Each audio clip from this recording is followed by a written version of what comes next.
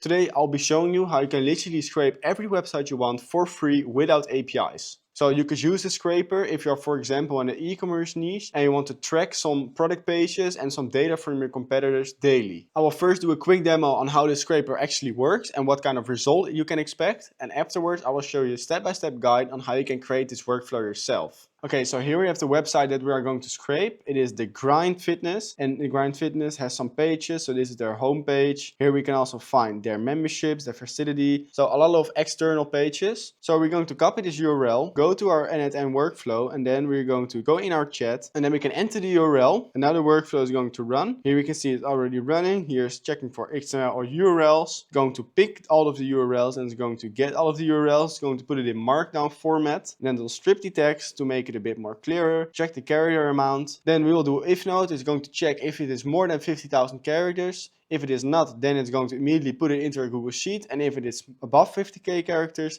then it will split it in chunks of 50k. And here we can see that it is less than 50k characters, so immediately put it into our Google Sheet. Now we can take a look into our Google Sheet and we can see that it has scraped the whole website. So in our Google Sheet, we can see that it has scraped the website URL, the sitemap of the website. There was no XML because it picked for URLs. Here it has listed all of the URLs from the whole website. And here we have collected all of the scraped data from their website. So we can see this is all of the data that they have put on their website. Okay, so I have another example. This is going to be the top peer. So we can take this URL, go to our scraper and then enter it.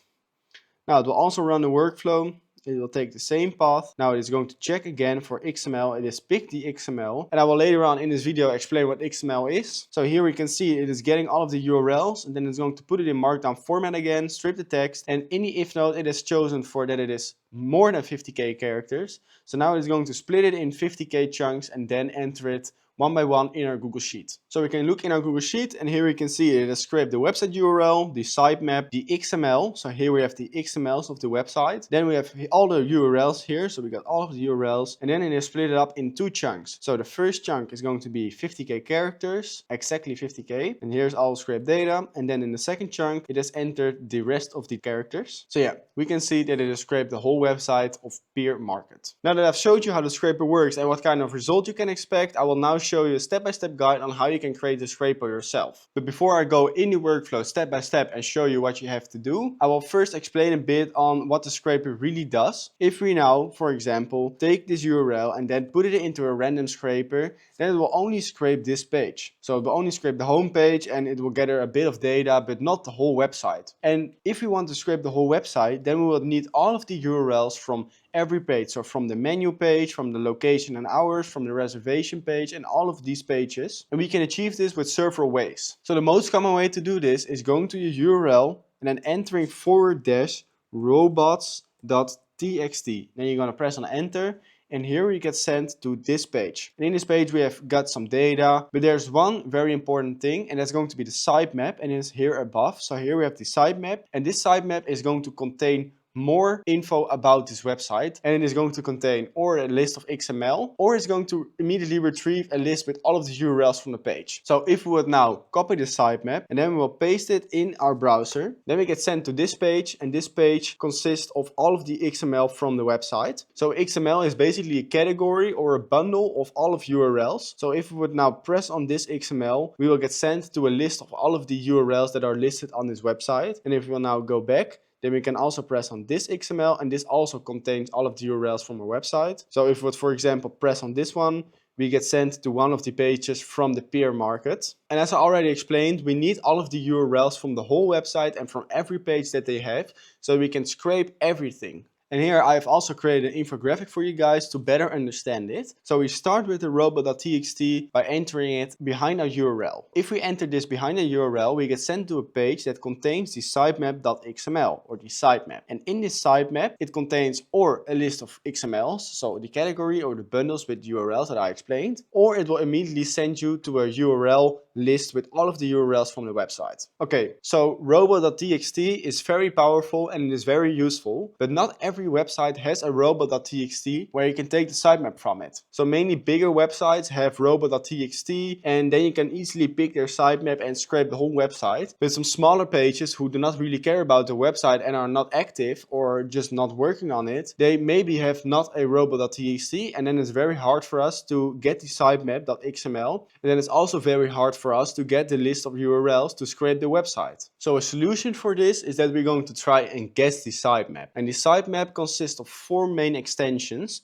and these 4 main extensions behind the URL are the sitemap.xml, the sitemap_index.xml, the sitemap_map.xml, and the sitemap.json. These are the 4 main sitemap extensions that you can enter behind the URL, and then you can still get access to the XMLs or the URLs from this website. Okay, so this was enough talking about the logic of the scraper and how it actually works. Now I will show you how you can really create it. So the workflow starts by entering a chat trigger. Then afterwards we have an OpenAI message model, and here we're going to extract the base URL. So if we have, for example, put a random website URL in there with all of dashes forward and some extra characters behind it, then it will get put into this OpenAI model and it will extract the base URL so we can enter the robot.txt behind it later on.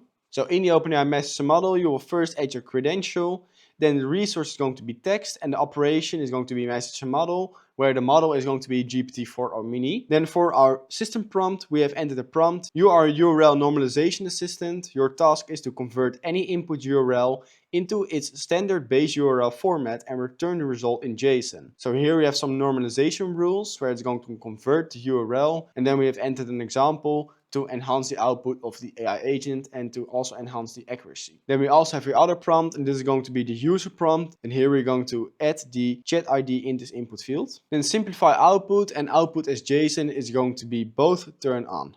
The next node is going to be an HTTP node, and in this HTTP node we're going to check if our website that we are trying to scrape has a robot.txt so we can easily extract the sitemap. So in this HTTP node we're going to do method get, and the URL is going to be the output of the extract base URL OpenAI message model, so we'll drag it in this input field, and then after you have entered the base URL you're going to add /robots.txt. Authentication is going to be none, and send query parameter is going to be off, and the send headers is going to be turned on. We're going to do specify headers using fields down below, and then the name is going to be user-agent, and here we have entered the value, and this value is going to help us to not look like a bot. This is everything for the HTTP node. The next node is going to be an if node, and here we're going to check if the sitemap exists. So in the if node we did json.data, and this is the data from the check robot HTTP node.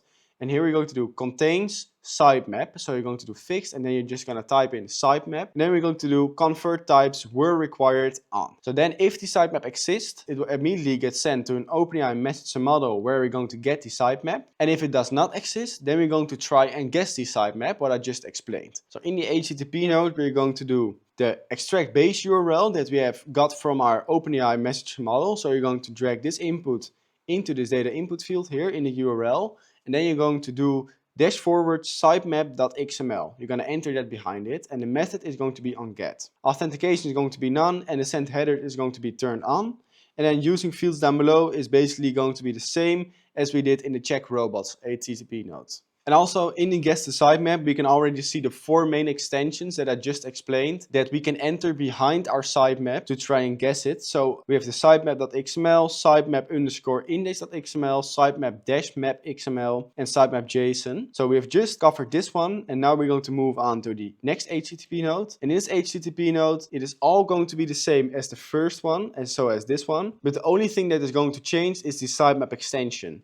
So here we have /sitemap_index.xml. The next one is going to be sitemap-map.xml. The next one is going to be sitemap.json. So now we have covered all of these HTTP nodes where we're going to guess the sitemap. If the guessing was a success, it will get sent to this OpenAI message model. Or if the website contained a sitemap, then it will also immediately get sent to this OpenAI message model. And here we're going to get the sitemap again. In this OpenAI, we're going to connect our credential. resource is going to be on text, and the model is going to be GPT-4o. Then for the system prompt, we did this prompt: output the sitemap value in JSON format of this structure, and then note only output one single sitemap value. If there are multiple, make the best choice on which is the correct one to use. We've also created the other prompt. This is going to be the role of user, and here we're going to enter the data from our if node. So we're going to drag it into this input field. Simplify output will be turned on, and output content as JSON will also be on. By the way, this workflow will also be free to download, so I will leave a link down in the description where you can download the workflow. And if you liked the video so far, then do not forget to like and subscribe.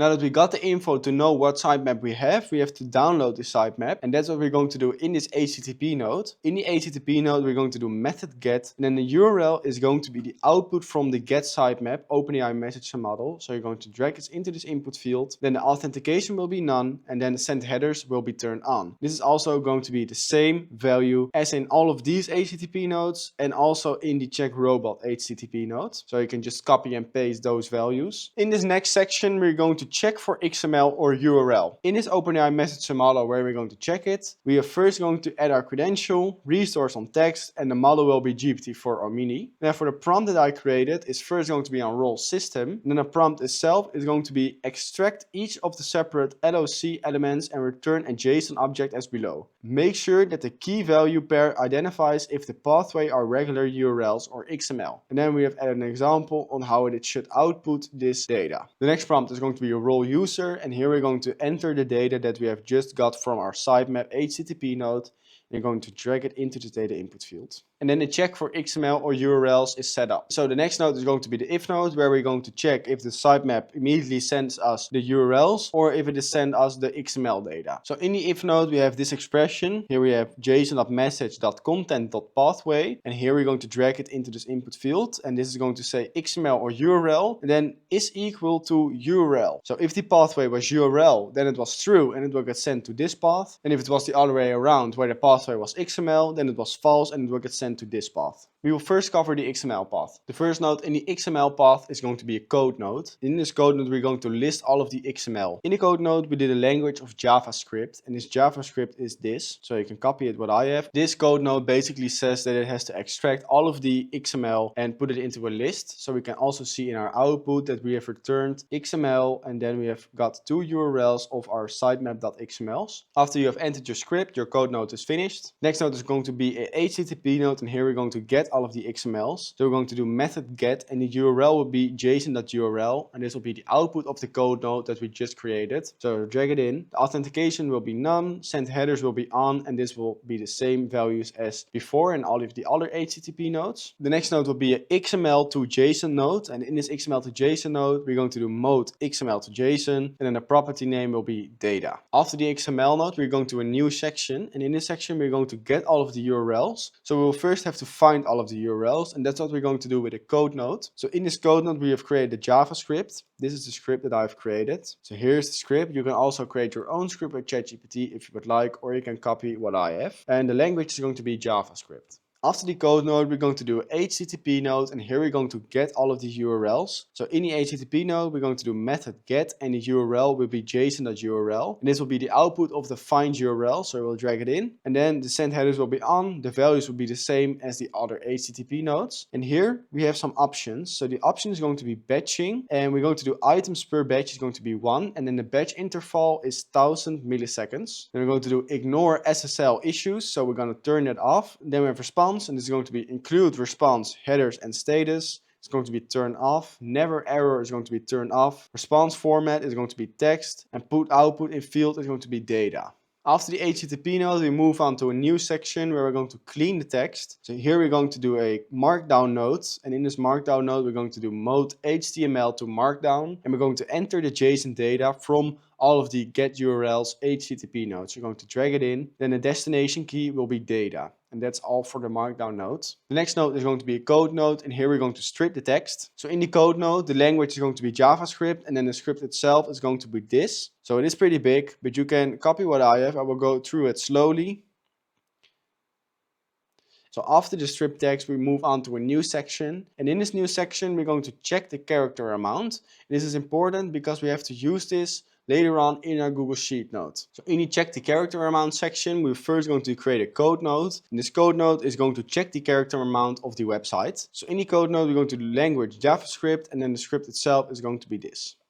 So you can copy it. The next node is going to be an if node, and here we're going to decide if the character amount was more than 50k or if it was less than 50k. In the if node, we have the json.character account, and this is from our code node that we have just created. You can drag it in this input field. Then we're going to do is greater than 50k. So if it is bigger than 50k, then it's going to be true, and if it is less than 50k, then it's going to be false. And in our output, we can see that the character count was 82,521 characters. So that means that it was true because it was bigger than 50k characters. So it is true because it was bigger, and it will get sent to this path. And here we're going to split it in 50k chunks. And this is important because in Google Sheets, a column has a limit of 50,000 characters. So if it is above that, then our request will give us an error, and then we can't fill in all of the data that we've scraped from the websites. And that's why we're going to split the text in 50,000 character bundles so we can fill it in the columns in Google Sheets. In the code node, we did language JavaScript. Then the JavaScript itself is going to be this. And here we basically say that if it is bigger than 50k characters, we have to split it in several parts. So we can see the output. It did 2 chunks. So this is the 50k chunk, and this is the rest of the characters. So it is less than 50k because otherwise it would have created another chunk. Now that we have split it in chunks, we can add it in our Google Sheets. So in the Google Sheets, you have to add your credential, put the reasons on sheet within document, and the operation is going to be append row. Then the document is going to be the document that you want to enter all of the scraped data in. And then the sheet is going to be the sheet within your document. And then we're going to do map column mode manually. For the values we send, we have the website URL, the sitemap, the XML,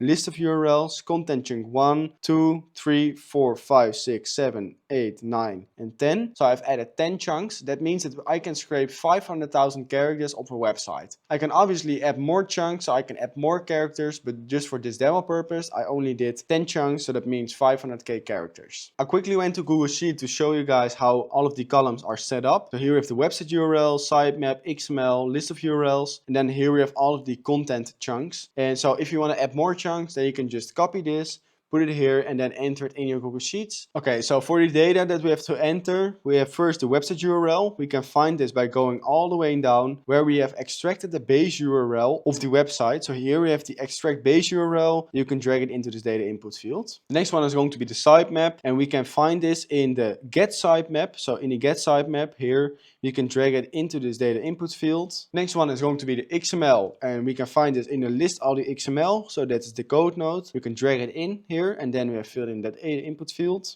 The next one is going to be list URLs, and we can find it in the find URL. So that's the code node here, and we can drag it into the input field. And then the content chunks is the output from our split in 50k chunks. So here we have chunk 1, so we drag it in chunk 1. So chunk 2, you can drag it in. And then we have content chunk 1, but it's now turned red because I have no more than 2 chunks. But you can just drag it in and then change the number to 3, 4, 5, 6, 7, 8, how many chunks you have. After you have entered all of the chunks, your Google Sheets is finished.